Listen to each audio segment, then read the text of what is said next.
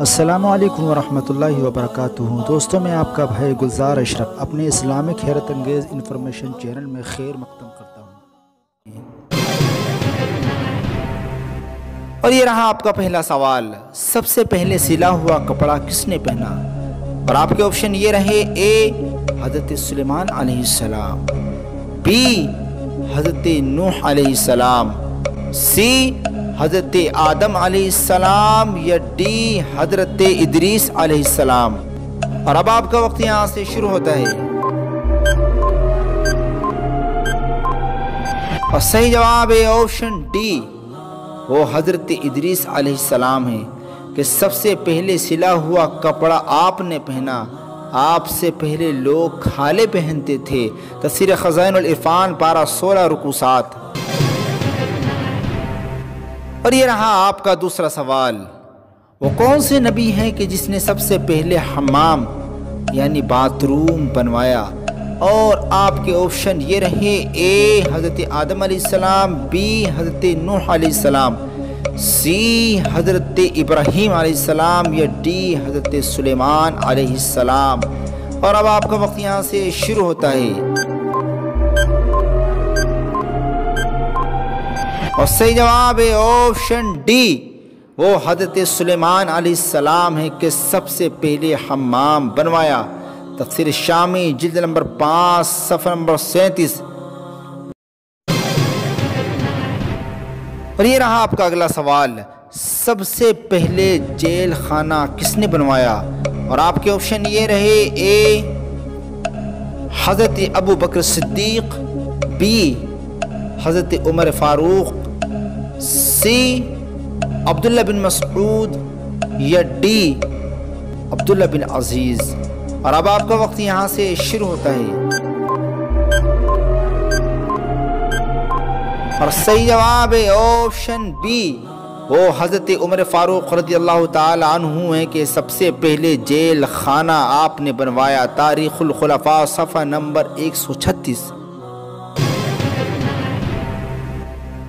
اور یہ رہا آپ کا اگلا سوال، وہ کون سے نبی ہیں کہ جس نے سب سے پہلے چاندی سے روپیے اور سونے سے اشرفیاں بنائیں؟ اور آپ کے آپشن یہ رہے: اے حضرت داؤد علیہ السلام، بی حضرت سلیمان علیہ السلام، سی حضرت نوح علیہ السلام، یا ڈی حضرت آدم علیہ السلام۔ اور اب آپ کا وقت یہاں سے شروع ہوتا ہے،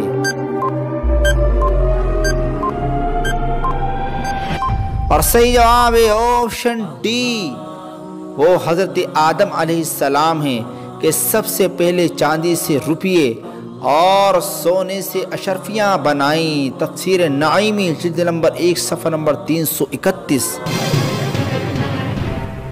اور یہ رہا آپ کا اگلا سوال، وہ کون سے صحابی ہیں کہ جس نے سب سے پہلے مسافر خانہ بنوایا؟ اور آپ کے آپشن یہ رہے: اے حضرت عبداللہ بن مسعود، بی حضرت عبد الرحمن بن عوف، سی حضرت عمر فاروق، یا ڈی حضرت مولا علی۔ اور اب آپ کا وقت یہاں سے شروع ہوتا ہے، اور صحیح جواب ہے آپشن سی، وہ حضرت عمر فاروق رضی اللہ تعالی عنہ ہیں کہ سب سے پہلے مسافر خانے بنوائے۔ تاریخ الخلفاء صفحہ نمبر 136۔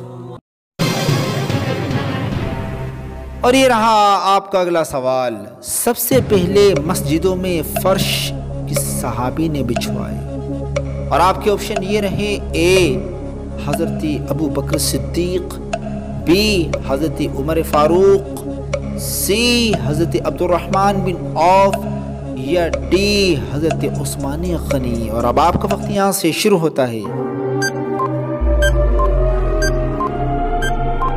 اور صحیح جواب ہے آپشن بی، وہ حضرت عمر رضی اللہ تعالی عنہ ہیں کہ سب سے پہلے مسجدوں میں فرش بچھوائے۔ اور یہ رہا آپ کا اگلا سوال، سب سے پہلے ناخن کس نبی نے تراشے؟ اور آپ کے آپشن یہ رہے: اے حضرت آدم علیہ السلام نے، بی حضرت نوح علیہ السلام نے، سی حضرت ابراہیم علیہ السلام نے، یا ڈی حضرت داؤد علیہ السلام نے؟ اور اب آپ کا وقت یہاں سے شروع ہوتا ہے۔ اور صحیح جواب ہے آپشن سی، وہ حضرت ابراہیم علیہ السلام ہیں کہ سب سے پہلے ناخون تراشے۔ تفسیر نعیم جلد نمبر 1 صفحہ نمبر 810۔ اور یہ رہا آپ کا اگلا سوال، سب سے پہلے مہمان نوازی کس نے کی؟ اور آپ کے آپشن یہ رہے، اے حضرت ابراہیم علیہ السلام نے، بی حضرت نوح علیہ السلام نے، سی حضرت آدم علیہ السلام نے، یا ڈی حضرت زکریا علیہ السلام نے؟ اور اب آپ کا وقت یہاں سے شروع ہوتا ہے۔ اور صحیح جواب ہے آپشن اے، وہ حضرت ابراہیم علیہ السلام ہیں کہ سب سے پہلے مہمان نوازی کی۔ تفسیر نعیم جلد نمبر 1 صفحہ نمبر 810۔ اور یہ رہا آپ کا اگلا سوال، سب سے پہلے تلوار کس نے چلائی؟ اور آپ کے آپشن یہ رہے، اے حضرت موسیٰ علیہ السلام نے، بی حضرت عیسیٰ علیہ السلام نے، سی حضرت یعقوب علیہ السلام نے، یا ڈی حضرت ابراہیم علیہ السلام نے؟ اور اب آپ کا وقت یہاں سے شروع ہوتا ہے۔ اور صحیح جواب ہے آپشن ڈی، وہ حضرت ابراہیم علیہ السلام ہیں کہ سب سے پہلے تلوار چلائی۔ تفسیر ابن کثیر پارہ 1 رکوع 15۔ اور یہ رہا آپ کا اگلا سوال، سب سے پہلے کون سا جانور بیمار ہوا؟ اور آپ کے آپشن یہ رہے، اے بلی، بی کتا، سی لومڑی، یا ڈی شیر؟ اور اب آپ کا وقت یہاں سے شروع ہوتا ہے۔ صحیح جواب ہے آپشن ڈی، وہ شیر جو کشتی نوح میں سوار تھا، وہ پہلا جانور ہے جو دنیا میں بیمار ہوا۔ ابن ابی حاتم کی روایت ہے کہ رسول اللہ صلی اللہ علیہ وسلم نے فرمایا، حضرت نوح علیہ السلام جب تمام مویشی کو اپنی کشتی میں سوار کر چکے تو لوگوں نے کہا، شیر کی موجودگی میں یہ مویشی کیسے آرام سے رہ سکیں گے؟ بس اللہ تعالیٰ نے شیر پر بخار ڈال دیا، اس سے پہلے زمین پر یہ بیماری نہیں تھی۔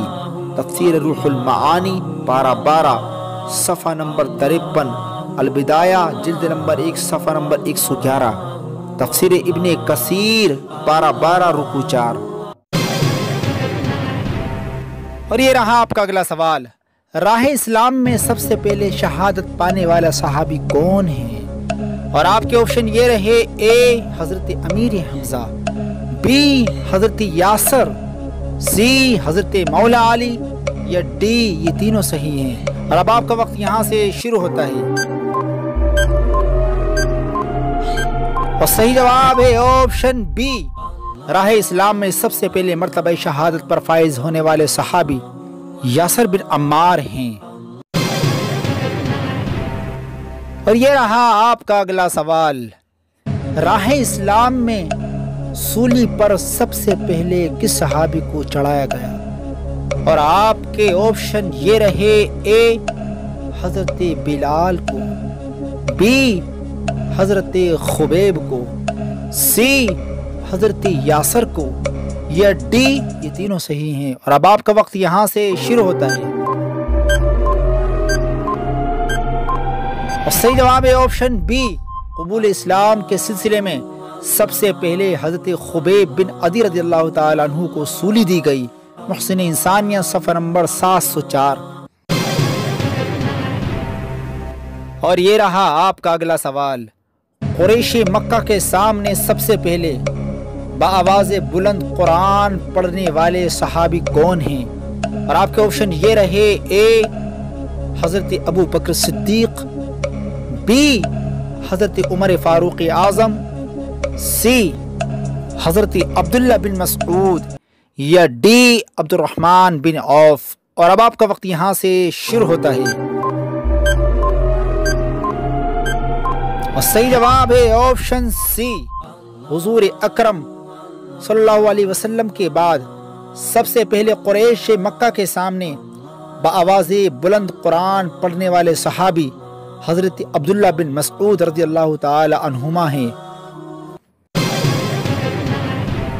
اور یہ رہا آپ کا اگلا سوال، اسلام میں سب سے پہلے شراب پینے پر سزا کا حکم جاری کرنے والے صحابی کون ہیں؟ اور آپ کے آپشن یہ رہے، اے عبد الرحمن بن عوف، بی عبداللہ بن مسعود، سی ابو بکر صدیق، یا ڈی عمر فاروق اعظم۔ اور اب آپ کا وقت یہاں سے شروع ہوتا ہے اور صحیح جواب ہے آپشن ڈی، اسلام میں سب سے پہلے شراب نوشی پر سزا کا حکم جاری کرنے والے صحابی حضرت عمر رضی اللہ تعالی عنہ ہیں۔ اور یہ رہا آپ کا اگلا سوال، سب سے پہلے عید الفطر کی نماز کس سن میں پڑھی گئی؟ اور آپ کے آپشن یہ رہے، اے 6 ہجری میں، بی 8 ہجری میں، سی 2 ہجری میں، یا ڈی 1 ہجری میں۔ اور اب آپ کا وقت یہاں سے شروع ہوتا ہے اور صحیح جواب ہے آپشن سی، پہلی عید الفطر کی نماز 2 ہجری کو پڑھی گئی۔ مدارج النبوہ جلد نمبر 2 صفحہ نمبر 131۔ اور یہ رہا آپ کا اگلا سوال، پہلی نماز جمعہ حضور صلی اللہ علیہ وسلم کی امامت میں کب پڑھی گئی؟ اور آپ کے آپشن یہ رہے، اے سن 2 ہجری میں، بی سن 1 ہجری میں، سی سن 6 ہجری میں، یا ڈی سن 8 ہجری میں۔ اور اب آپ کا وقت یہاں سے شروع ہوتا ہے اور صحیح جواب ہے آپشن بی، پہلی نماز جمعہ سن 1 ہجری میں 12 ربیع الاول کو بنی سالم کی آبادی میں پڑھی گئی۔ سارے نمازی کل 100 تھے۔ محسن انسانیت صفحہ نمبر 703، حضور اکرم صلی اللہ علیہ وسلم کی امامت میں۔ اور یہ رہا آپ کا اگلا سوال، حضرت ابراہیم خلیل اللہ کے کتنے بیٹوں کو نبوت ملی؟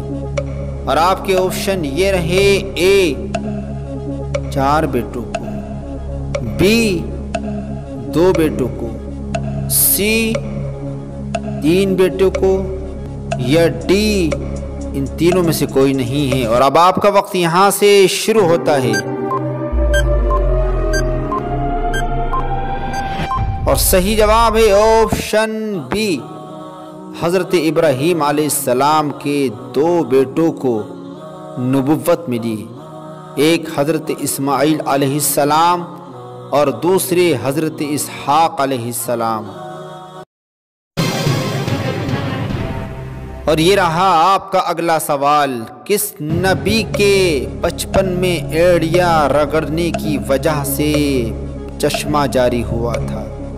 اور آپ کے آپشن یہ رہے، اے حضرت موسیٰ علیہ السلام، بی حضرت داؤد علیہ السلام، سی حضرت اسماعیل علیہ السلام، یا ڈی حضرت اسحاق علیہ السلام۔ اور اب آپ کا وقت یہاں سے شروع ہوتا ہے اور صحیح جواب ہے آپشن سی، حضور اکرم صلی اللہ علیہ وسلم کے جدی اعلیٰ حضرت اسماعیل علیہ السلام کے بچپن میں ایڑیا رگڑنے کی وجہ سے زمین سے چشمہ جاری ہوا جس کا نام زمزم ہو گیا۔ اور یہ رہا آپ کا اگلا سوال، بنی اسرائیل قوم کس نبی سے چلی؟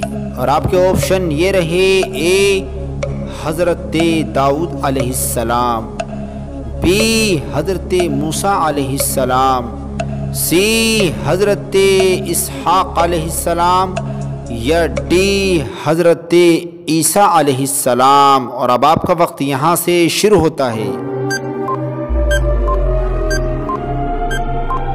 اور صحیح جواب ہے آپشن سی، بنی اسرائیل قوم جو چلی وہ حضرت ابراہیم علیہ السلام کے بیٹے حضرت اسحاق علیہ السلام سے چلی۔ ماہ محرم کا نام محرم کیوں رکھا گیا؟ اور آپ کے آپشن یہ رہے، اے تعظیم کی وجہ سے، بی قتل و قتال کی وجہ سے، سی بادشاہ کی وجہ سے، یا ڈی یہ تینوں صحیح ہیں اور اب آپ کا وقت یہاں سے شروع ہوتا ہے۔ اور صحیح جواب ہے آپشن اے اور بی۔ محرم کا نام محرم اس بنا پر رکھا گیا کہ زمانہ جاہلیت میں اس مہینے میں کشت و خون اور قتال و جدال حرام تھا، یا اس کی تعظیم کی وجہ سے اس کو محرم کہتے ہیں۔ اور یہ رہا آپ کا اگلا سوال، ماہ سفر کا نام سفر کیوں رکھا گیا؟ اور آپ کے آپشن یہ رہے، اے سردی ہونے کی وجہ سے، بی جنگ ہونے کی وجہ سے، سی خالی ہونے کی وجہ سے، یا ڈی ان تینوں میں سے کوئی نہیں ہے۔ اور اب آپ کا وقت یہاں سے شروع ہوتا ہے۔ اور صحیح جواب ہے آپشن سی خالی ہونے کی وجہ سے۔ سفر کا نام سفر یا تو اس وجہ سے رکھا گیا کہ یہ ماخوذ ہے سفر سے، جس کے معنی ہے خالی ہونا۔ چونکہ ماہ محرم میں جنگ و قتال حرام تھا، اسی لیے لوگ ماہ سفر میں قتال کے لیے نکل جایا کرتے تھے اور گھر خالی پڑے رہتے تھے، اسی وجہ سے اس مہینے کا نام سفر رکھا گیا۔ یا یہ ماخوذ ہے سفر سے، اس کے معنی ہے زردی۔ جب لوگ اس مہینے کا نام متعین کرنے لگے تو اتفاق سے اس وقت پت جھڑ کا موسم تھا، جس میں درختوں کے پتے پیلے پڑ جاتے تھے، اس بنا پر اس مہینے کا نام سفر رکھا گیا۔ غیاث اللغات صفحہ نمبر 308۔ اور یہ رہا آپ کا اگلا سوال، ماہ ربیع الاول کو ربیع الاول کیوں کہا جاتا ہے؟ اور آپ کے آپشن یہ رہے، اے جنگ نہ ہونے کی وجہ سے، بی سخت سردی ہونے کی وجہ سے، سی موسم بہار شروع ہونے کی وجہ سے، یا ڈی یہ تینوں سے ہی ہیں۔ اور اب آپ کا وقت یہاں سے شروع ہوتا ہے۔ اور صحیح جواب ہے آپشن سی، ماہ ربیع الاول کو ربیع الاول کہنے کی وجہ یہ ہے کہ جب اس مہینے کا نام رکھا جانے لگا تو یہ مہینہ فصل ربیع یعنی موسم بہار کے شروع میں واقع ہوا۔ غیاث اللغات صفحہ نمبر 229۔ اور یہ رہا آپ کا اگلا سوال، ماہ ربیع الاخر کا نام کیوں رکھا گیا؟ اور آپ کے آپشن یہ رہے، اے تعظیم کی وجہ سے، بی سخت سردی ہونے کی وجہ سے، سی موسم بہار کے آخر میں آنے کی وجہ سے، ڈی یہ تینوں صحیح ہیں۔ اور اب آپ کا وقت یہاں سے شروع ہوتا ہے۔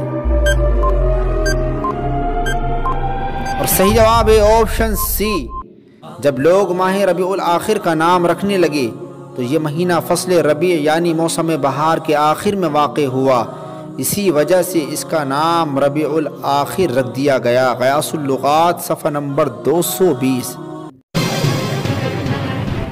اور یہ رہا آپ کا اگلا سوال، جمادی الاولیٰ کو جمادی الاولیٰ کیوں کہا جاتا ہے؟ اور آپ کے آپشن یہ رہے، اے سخت سردی ہونے کی وجہ سے، بی کسی چیز کے جم جانے کی وجہ سے، سی احترام کی وجہ سے، ڈی کسی چیز کے ختم ہو جانے کی وجہ سے۔ اور اب آپ کا وقت یہاں سے شروع ہوتا ہے۔ اور صحیح جواب ہے آپشن بی، جمادی الاولیٰ کی وجہ تسمیہ یہ ہے کہ جماد بمعنی جمود یعنی جم جانا۔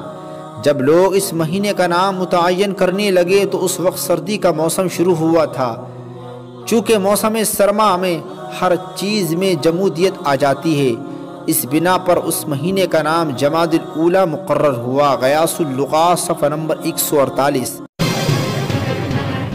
اور یہ رہا آپ کا اگلا سوال، جمادی الاخری کو جمادی الاخری کیوں کہا جاتا ہے؟ اور آپ کے آپشن یہ رہے، اے اس مہینے کی تعظیم کی وجہ سے، بی قتل و قتال ہونے کی وجہ سے، سی کسی چیز کے ختم ہونے کی وجہ سے، یا ڈی کسی چیز کے جم جانے کی وجہ سے۔ اور اب آپ کا وقت یہاں سے شروع ہوتا ہے۔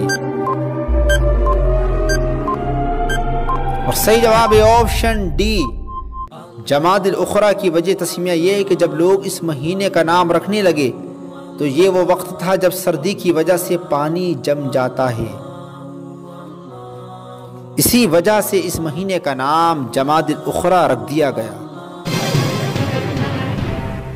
اور یہ رہا آپ کا اگلا سوال، رجب کا نام رجب کیوں رکھا گیا؟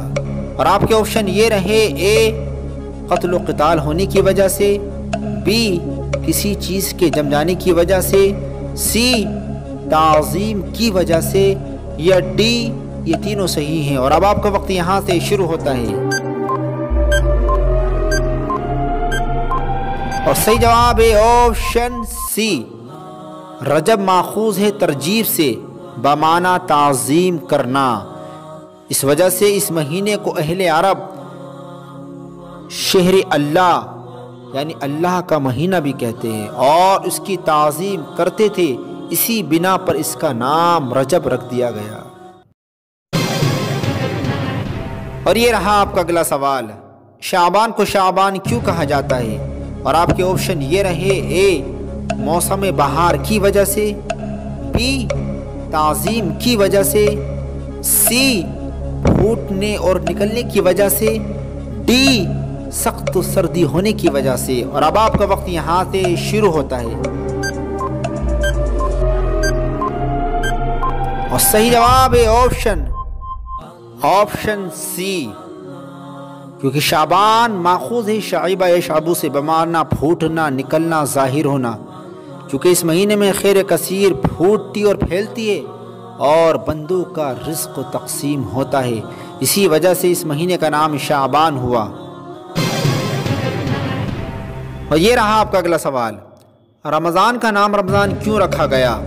اور آپ کے آپشن یہ رہے، اے موسم بہار کی وجہ سے، بی احترام کرنے کی وجہ سے، سی جل جانے کی وجہ سے، یا ڈی ان تینوں میں سے کوئی نہیں ہے۔ اور اب آپ کا وقت یہاں سے شروع ہوتا ہے، صحیح جواب ہے آپشن سی، رمضان ماخوذ ہے رمضن بمعنی جلنا، کیونکہ اس مہینے میں گناہوں کو جلا دیا جاتا ہے، اسی وجہ سے اس مہینے کا نام رمضان رکھا گیا۔ اور یہ رہا آپ کا اگلا سوال، شوال کا نام شوال کیوں رکھا گیا؟ اور آپ کے آپشن یہ رہے، اے قتل و غارت کی وجہ سے، بی باہر نکلنے کی وجہ سے، سی احترام کرنے کی وجہ سے، یا ڈی موسم بہار کی وجہ سے۔ اور اب آپ کا وقت یہاں سے شروع ہوتا ہے،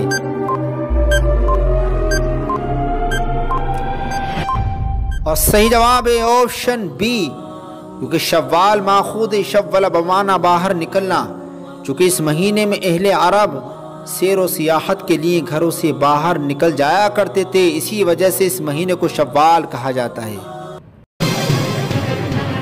اور یہ رہا آپ کا اگلا سوال، ذی قعدہ کو ذی قعدہ کیوں کہا جاتا ہے؟ اور آپ کے آپشن یہ رہے، اے باہر نکل جانے کی وجہ سے، بی احترام کرنے کی وجہ سے، سی موسم بہار آنے کی وجہ سے، یا ڈی سخت سردی ہونے کی وجہ سے۔ اور اب آپ کا وقت یہاں سے شروع ہوتا ہے، اور صحیح جواب ہے آپشن بی، ذی قعدہ کی وجہ تسمیہ یہ ہے کہ ذی بمعنی والا اور قعدہ کے معنی بیٹھ جانا، چونکہ اس مہینے میں لوگ بوجہ احترام قتال و جدال بند کر کے گھروں میں بیٹھ جایا کرتے تھے۔ غیاث اللغات صفحہ نمبر 226۔ اور یہ رہا آپ کا اگلا سوال، ذی الحجہ کو ذی الحجہ کیوں کہا جاتا ہے؟ اور آپ کے آپشن یہ رہے، اے حج کرنے کی وجہ سے، بی سال کے آخر میں آنے کی وجہ سے، سی احترام کرنے کی وجہ سے، یا ڈی موسم بہار آنے کی وجہ سے۔ اور اب آپ کا وقت یہاں سے شروع ہوتا ہے،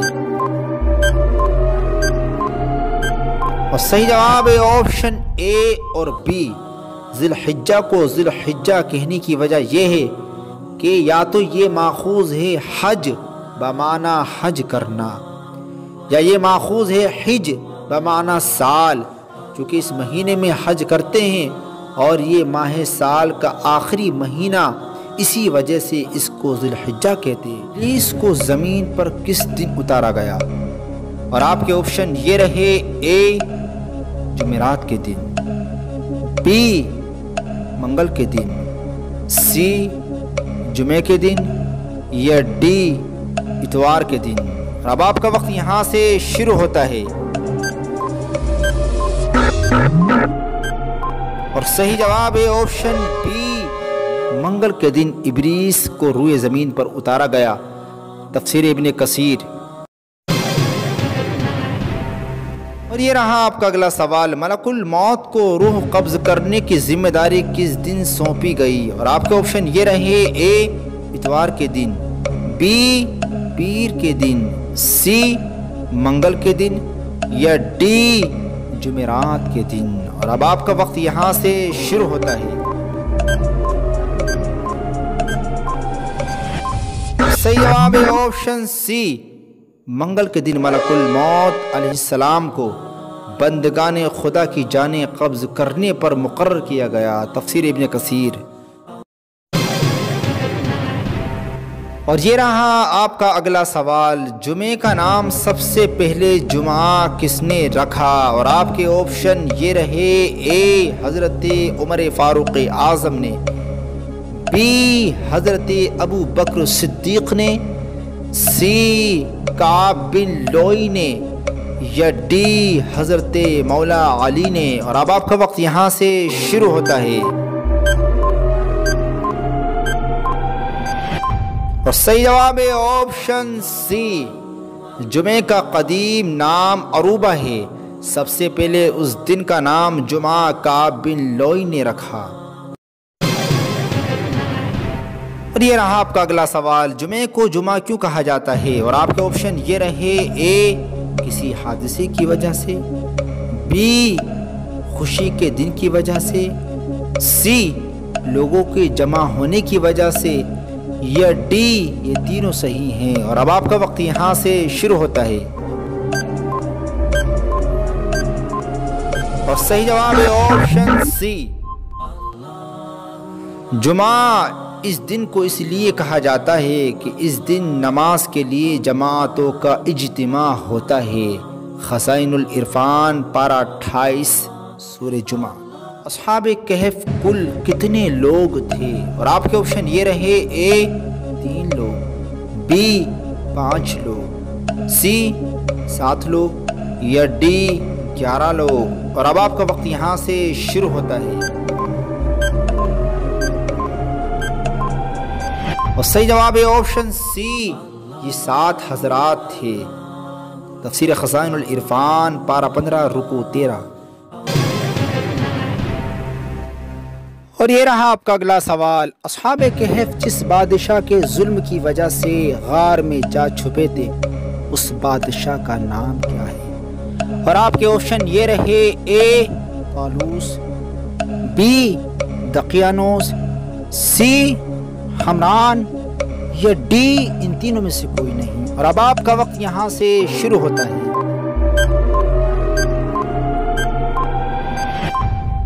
اور صحیح جواب ہے آپشن بی، اس بادشاہ کا نام دقیانوس تھا۔ اور یہ رہا آپ کا اگلا سوال: اصحاب کہف کس نبی کی شریعت پر عمل کیا کرتے تھے؟ اور آپ کے آپشن یہ رہے: اے حضرت داؤد علیہ السلام کی، بی حضرت ابراہیم علیہ السلام کی، سی حضرت عیسیٰ علیہ السلام کی، یا ڈی حضرت زکریہ علیہ السلام کی۔ اور اب آپ کا وقت یہاں سے شروع ہوتا ہے، اور صحیح جواب ہے آپشن سی، یہ لوگ حضرت عیسیٰ علیہ السلام کی شریعت پر عمل کیا کرتے تھے۔ اور بعض کہتے ہیں کہ یہود کی کتاب میں اصحاب کہف کا ذکر موجود ہے، اور یہود کی کتاب نصرانیت سے پہلے کی ہے، بس معلوم ہوا کہ آپ لوگ حضرت عیسیٰ علیہ السلام سے پہلے کے ہیں۔ تفسیر ابن کثیر پارہ 15 رکوع 14۔ اور یہ رہا آپ کا اگلا سوال: اصحاب کہف کتنے سالوں تک سوتے رہے؟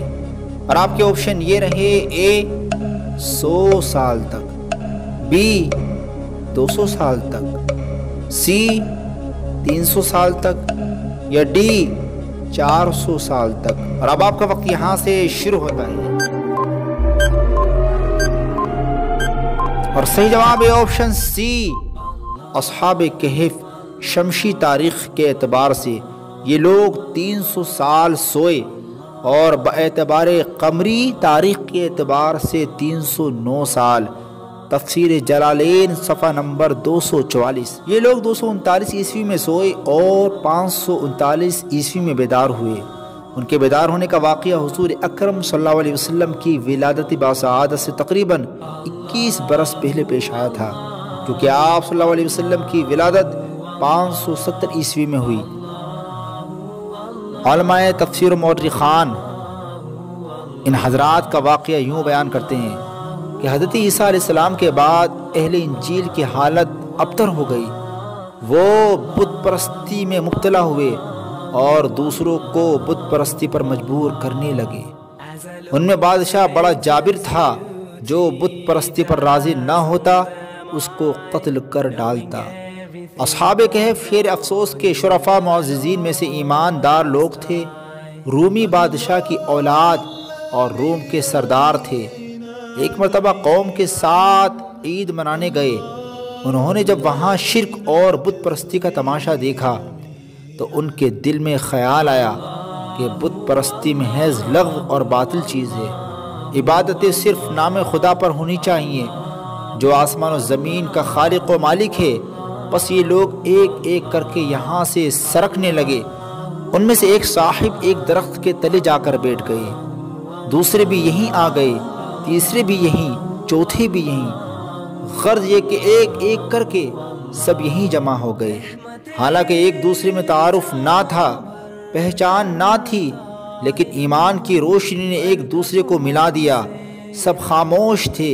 ایک کو ایک سے ڈر تھا کہ اگر میں اپنے معافی ضمیر کو بتا دوں تو یہ دشمن ہو جائیں گے۔ کسی کو بھی دوسرے کی نسبت معلوم نہ تھا، وہ بھی اسی طرح قوم کی اس احمقانہ اور مشرکانہ رسم سے بیزار ہے۔ آخر ایک نوجوان نے کہا، دوستو کوئی نہ کوئی بات ضرور ہے کہ لوگوں کے اس عام شغل کو چھوڑ کر تم یہاں پر آ کر بیٹھے ہو۔ میرا تو جی چاہتا ہے کہ ہر شخص اس بات کو ظاہر کر دے جس کی وجہ سے اس نے قوم کو چھوڑا ہے۔ اس پر ایک نے کہا، بھائی بات یہ ہے کہ مجھے اپنی قوم کی یہ رسم ایک آنکھ نہیں بھائی، جبکہ آسمان و زمین اور ہمارا تمہارا خالق صرف اللہ وحدہ لا شریک ہی ہے، تو پھر ہم اس کے سوا دوسرے کی عبادت کیوں کریں؟ یہ سن کر دوسرے نے کہا، خدا کی قسم یہی نفرت مجھے بھی یہاں لے کر کے آئی ہے۔ تیسرے نے بھی یہی کہا۔ جب ہر ایک نے یہی وجہ بیان کی، سب کے دل میں محبت کی ایک لہر دوڑ گئی اور یہ سب روشن خیال موحد آپس میں سچے دوست اور ماں جائے بھائیوں سے بھی زیادہ ایک دوسرے کے خیر خواہ بن گئے۔ آپس میں اتحاد و اتفاق ہو گیا۔ اب انہوں نے ایک جگہ مقرر کر لی، وہیں خدائے واحد کی عبادت کرنے لگے۔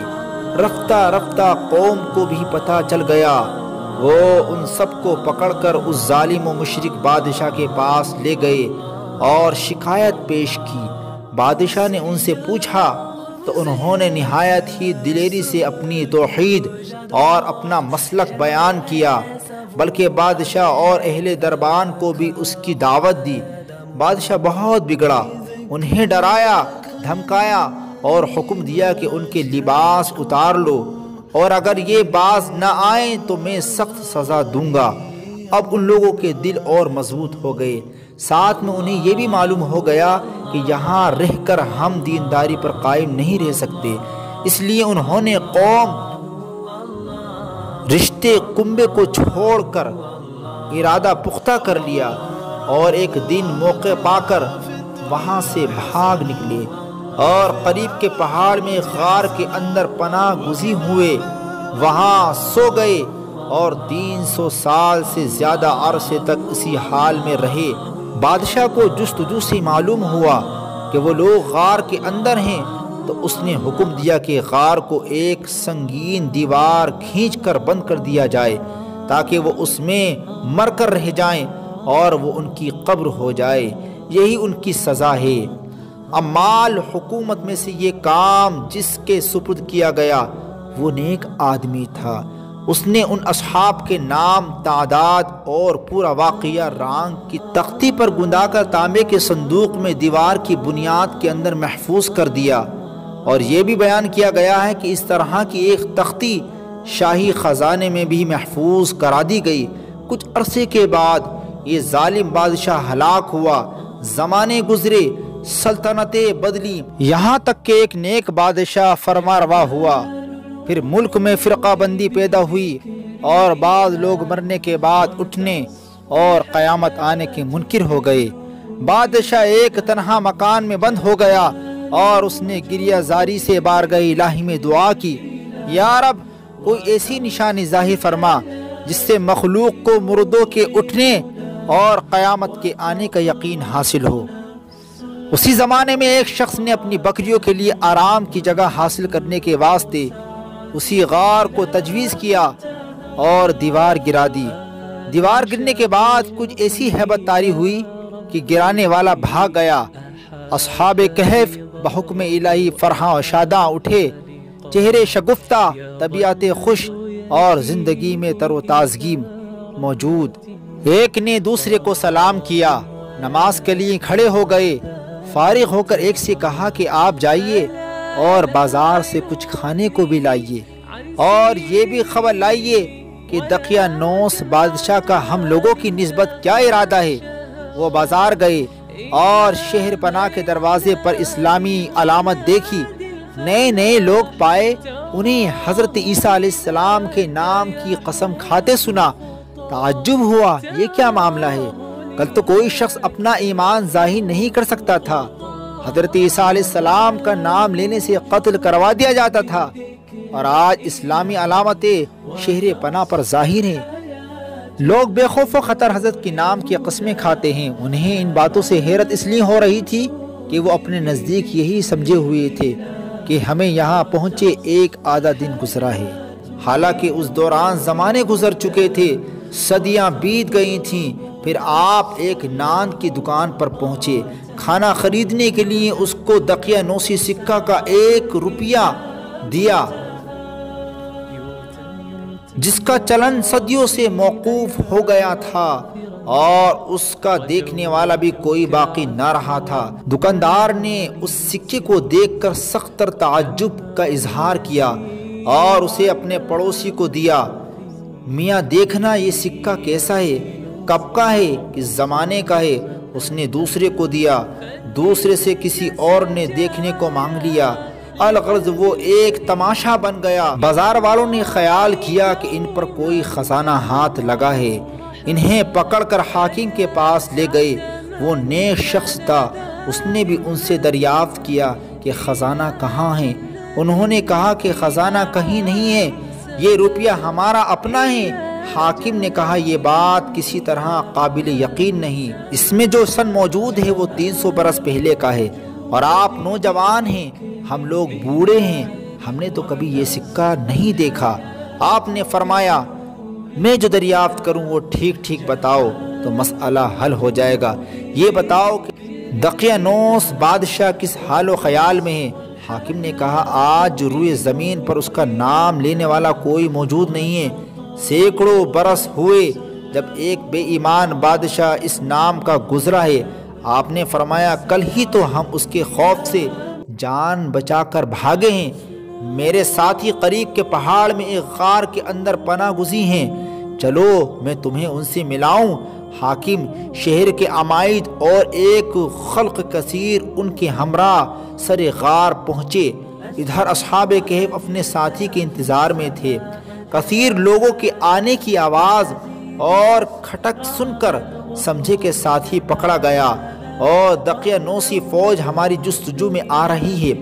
اللہ کی حمد اور شکر بجانے لگے۔ اتنے میں یہ لوگ پہنچے اور ساتھی نے سارا قصہ سنایا۔ ان حضرات نے سمجھ لیا کہ ہم بحکم الہی اتنا طویل زمانہ سوئے اور اب اسی لیے اٹھائے گئے ہیں کہ لوگوں کے لیے بعد موت زندہ کیے جانے کی دلیل اور نشانی ہو۔ حاکم سر غار پہنچا تو اس نے تانبے کا صندوق دیکھا، اس کو کھولا تختی برآمد ہوئی اس میں ان اصحاب کہف کے اسماء اور ان کے کتے کا نام لکھا ہوا تھا۔ یہ بھی لکھا تھا کہ یہ جماعت اپنے دین کی حفاظت کے لیے دقیانوس کے ڈر سے اس غار میں پناہ گزی ہوئی ہے۔ یہ تختی پڑھ کر سب کو تعجب ہوا اور لوگ اللہ کی حمد و ثنا بجا لانے لگے۔ اس نے ایسی نشانی ظاہر فرما دی جس سے موت کے بعد اٹھنے کا یقین حاصل ہوتا ہے۔ حاکم نے اپنے بادشاہ کو اطلاع دی، وہ عمرہ اور عمائد لے کر حاضر ہوا اور سجدہ شکر الہی بجا لانے لگا۔ اللہ نے اس کی دعا قبول کی۔ اصحاب کہف نے بادشاہ سے معانقہ کیا اور فرمایا ہم تمہیں اللہ کے سپرد کرتے ہیں، والسلام علیکم ورحمۃ اللہ وبرکاتہ۔ اللہ تیری اور تیرے ملک کی حفاظت فرمائے اور جن و انس کے شر سے بچائے۔ بادشاہ کھڑا ہی تھا کہ وہ حضرات اپنی خواب گاہوں میں واپس ہو کر مصروف خواب ہوئے۔ اللہ تعالیٰ نے انہیں وفات دی۔ بادشاہ نے سال کے صندوق میں ان کے اجساد کو محفوظ کیا اور اللہ نے رعب سے ان کی حفاظت فرمائے کہ کسی کی مجال نہیں کہ وہاں پہنچ سکے۔ بادشاہ نے سر غار مسجد بنانے کا حکم دیا اور ایک سرور کا دن معین کیا کہ ہر سال لوگ عید کی طرح وہاں آیا کرے۔ تفسیر خزائن العرفان پارہ 15 رکوع 13، تفسیر ابن کثیر پارہ 15 رکوع 13۔ اور یہ رہا آپ کا اگلا سوال، اصحاب کہف سال میں کتنی بار کروٹیں لیتے ہیں؟ اور آپ کے آپشن یہ رہے، اے 1,00,000 بار، بی 50,000 بار، سی 10,000 بار، یا ڈی 1 بار۔ اور اب آپ کا وقت یہاں سے شروع ہوتا ہے۔ صحیح جواب ہے آپشن ڈی، اصحاب کہف سال میں صرف 1 مرتبہ، وہ بھی 10ویں محرم کو کروٹ لیتے ہیں۔ تفسیر خزائن العرفان پارہ 15 رکوع 15۔ اور یہ رہا آپ کا اگلا سوال، اصحاب کہف اب کس زمانے میں بیدار ہوں گے؟ اور آپ کے آپشن یہ رہے، اے 100 سال کے بعد، بی 400 سال کے بعد، سی امام مہدی کے زمانے میں، یا ڈی یہ تینوں صحیح ہیں۔ اور اب آپ کا وقت یہاں سے شروع ہوتا ہے۔ اور صحیح جواب ہے آپشن سی، امام ربانی محبوب رحمانی مجدد الفسانی علیہ رحمت و رضوان فرماتے ہیں کہ اصحاب کہف حضرت امام مہدی رضی اللہ تعالیٰ عنہ کے زمانے میں بیدار ہوں گے اور آپ کے ہمراہ جہاد کریں گے۔ حاشیہ جلالین شریف۔